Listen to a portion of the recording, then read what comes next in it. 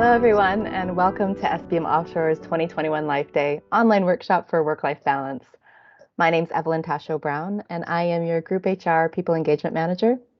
And so I just want to thank you for taking part first and foremost, and kind of introduce the concept of what is work-life balance? What do we mean by that? So work-life balance is about maintaining a healthy work-life balance between giving the attention and the time that you want to everything that fulfills you, both personally and professionally. It's a fundamental part of our company culture, and it requires a balance of commitments from both the employer and the employee. It's a company's responsibility, for example, to manage the resource needs regarding workload, but it's also the employee's responsibility to manage their own time and energy effectively. SBM Offshore's greatest asset is its highly engaged workforce, you. And an engaged workforce is a result of various factors. People need to know that they have access to all the resources that they need to do their job well, to feel good about the work that they're doing, and to manage any work-related stressors that arise. The best kind of engagement leads to enthusiasm, motivation, productivity, without the risk of burnout or stress through overwork. Now, your feedback in the 2021 Pulse survey told us that we need to address work-life balance. You raised a number of important issues, notably on the risk of saturation or overload. And this can happen in a period of complex and far-reaching change, as we've all experienced over the last couple of years. And it can be intensified when there's a shortage of resources. Saturation happens, and it results in a high level of stress. It puts pressure on our mental health and our overall well-being. And this can also have challenging consequences across multiple factors. For individuals, when change is happening all around us, we can experience confusion, frustration, fatigue, increased stress, fatigue, and sometimes even burnout. And some people become even, skeptical about the changes or resistant to the changes, and they don't see the benefits. For projects, if there's too much going on at once, projects may not get the resources and the mind share that they need, and that can negatively impact meeting those objectives or the expected outcomes of the project. And if individuals and projects are under stress, well, then for the organization as a whole, there's a potential suffering as well. Consequences like there can include high turnover in personnel, reduced productivity, increased absenteeism, or a loss of focus on business basics, and even low morale. And of course, the pandemic introduced a whole new set of challenges into the mix for all of us. There was actually a Harvard study done last fall in 2020 where almost 90% of the people who were surveyed reported a decline in their workplace well-being since the advent of COVID-19. The survey principally revealed that many businesses were facing what they called a burnout crisis in the face of increased job demands and a growing sense of isolation and the loss of connection. More and more people have found themselves working from home, very often without any experience or training on the demands and challenges that we all experience when we're teleworking. So there's a lot of information to consider and a whole range of factors that can affect the situation. The intention, of course, at the end of this session, and this is my hope for you, is that you'll have a better understanding of the factors that help us achieve a healthy work-life balance and pick up some simple but helpful tools that all of us can use to help us get there. Now, if we start by reviewing the feedback in 2021's Pulse survey, the lowest scoring statements were related to the concerns over the quality of the work, your personal workloads, time management. And the three lowest scores were related to the categories and dimensions of well-being, work-life balance, and occupational stress. On the statement, even if I had more time, I could not improve the quality of my work, only 23% of the organization respondents agreed with that statement, which basically meant 3/4 of those that responded to the Pulse survey did not agree with that statement. On the second point, my job has the right level of responsibility and authority, 34% agreed. Again, that's 2/3 who don't. And only 40% agreed that they can honestly say what they really think or get things off their chest at work. On the statement, I often receive acknowledgement or appreciation when my work is done. Only 43% agreed. Happy about their work-life balance, we have almost 60%. And SBM being supportive of me having a healthy work-life balance between personal, again, and work life, again, only 60% agreed. And once more, on direct managers having an effective or being an effective aid in managing workloads, only 63% agreed.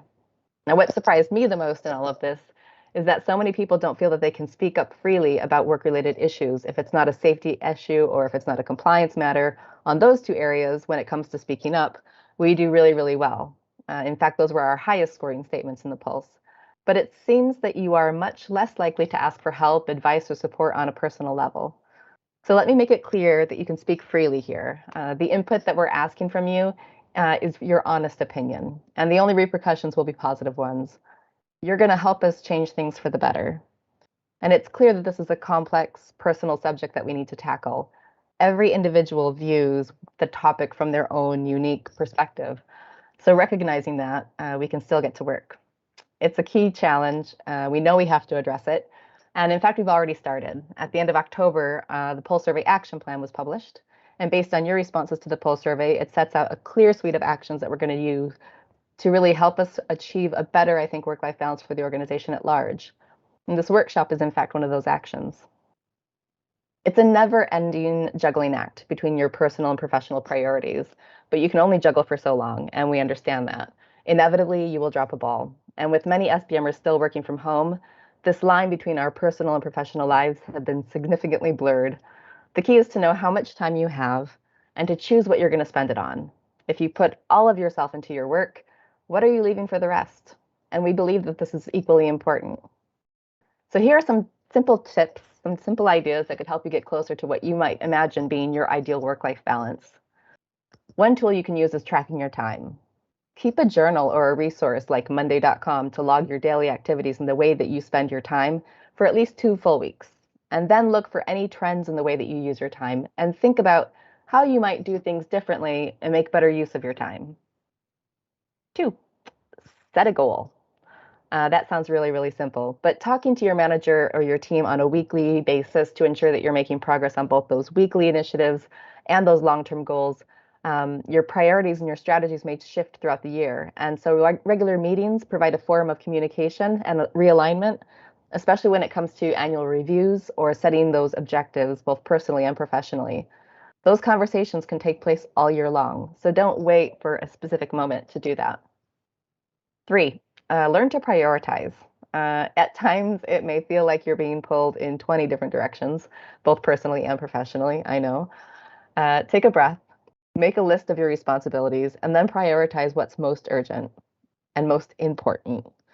If everything is urgent, nothing is urgent. You can physically not prioritize everything as a high importance task.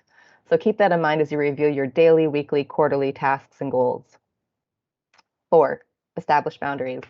Have an open line of communication with your manager regarding your hours of availability, and be sure that the expectations clearly align with yours. 5, work smarter and eat lunch. Many people feel that they have to or are expected to work through their lunch break, but if you don't break for lunch, your energy levels will fall, motivation probably will too. A lunch break splits your workday into a distinct morning and afternoon block, so you can schedule your set goals for each part of your day. And if you eat well, you're not going to be deficient of nutrients that your body needs around 2 o'clock in the afternoon. And of course, regular breaks, fresh air, exercise are those additional elements that you'll want to incorporate into your day. Plan for it and then take the time to do it. 6, make your workspace work for you. Creating a workspace that meets your needs allows you to stay focused and engaged with your work and limits distractions, so you'll get more done and you'll do it better. As I said at the start, achieving a healthy work-life balance is a two-way street. We've looked at how individuals can help manage their time and energies more effectively, but what could the organization also be doing to help you achieve a better work-life balance? In a moment, you'll see a slide which asks you to contribute your thoughts and ideas in a series of simple exercises. The last one asks you to think about how SVM Offshore can help you achieve a more effective and rewarding work-life balance. So here are some ideas to get you started. 1, care in action. Make sure that everyone is aware of the care programs that are already in place locally for you. 2, set boundaries. This is about safeguarding work-life balance for SBMers. It's never been easier to fall into an always-on mindset. And it's important to set those boundaries with your team so that people step away from their desks without feeling guilty. 3, activism and community engagement.